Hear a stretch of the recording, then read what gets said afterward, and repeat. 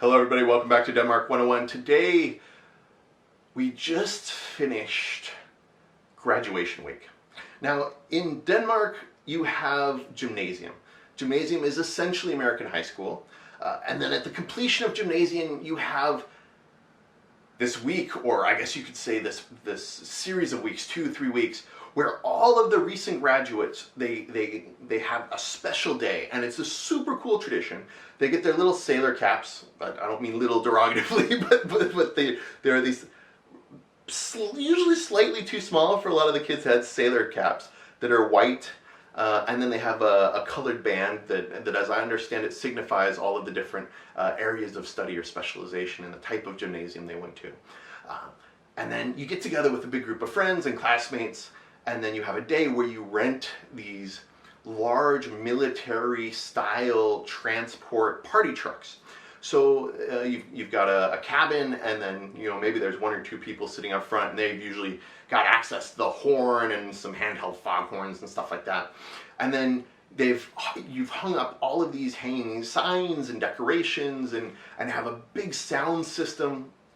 And then you've got there's 5 or 15 of you piled into the back of this truck, and basically you drive around town making an inordinate amount of noise, just shouting and partying and screaming, and you're drinking a bunch of beer and waving at everybody and jumping up and down and hooting and hollering. And as you drive by people, everybody's supposed to look back at you and smile and wave, and you're tooting the horn and having an absolute blast. And actually, we saw some that got a little carried away right here in front of the apartment the other day, and they were going by and they decided to get extra fancy, and they set off a blue smoke bomb.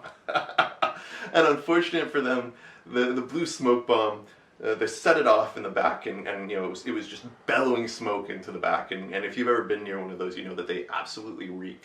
And it was right as the truck came to a stoplight.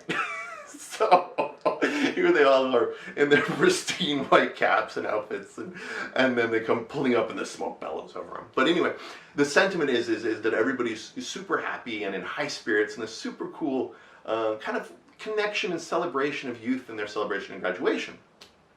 And then so what you do is you drive around to the families, to the houses and families of everybody that's graduating. And then the family, the parents, whoever it is, they put you up, they give you some more drinks, they give you some food, they look after you a little bit, maybe some small gifts, and then you pile on, and then you go to the next house, partying as you go, and then the next house. And you do that over the duration of the day. And then at the end of the day, whoever is lucky or benevolent, or I'm not sure how that's exactly decided, but whoever's the last house, then they host a party for everybody, and then there's a fun party for all of the graduates. And what's cool about this is it would be a little bit weird for a lot of Americans, because there's a fair amount of drinking and there is a celebratory mood. But the cool thing about it is that it's all kind of monitored, and also the drinking age is lower here, and drinking starts on average a bit younger. But it's supervised, right? That final party where they end up at, the parents are kind of present, they're keeping an eye on everybody, they're looking after everybody, which is very different than when I think back to the American graduate experience, where, kind of when we had prom, and then we had our graduation party, and then everybody, the graduation ceremony, and then it's like, okay, what are we going to do? Are we going to go watch a movie, or are we going to go to a house party that's probably unsupervised, where people are drinking, but then everybody's trying to get their hands on booze, or just more risky and less healthy, I'd say, in a lot of ways.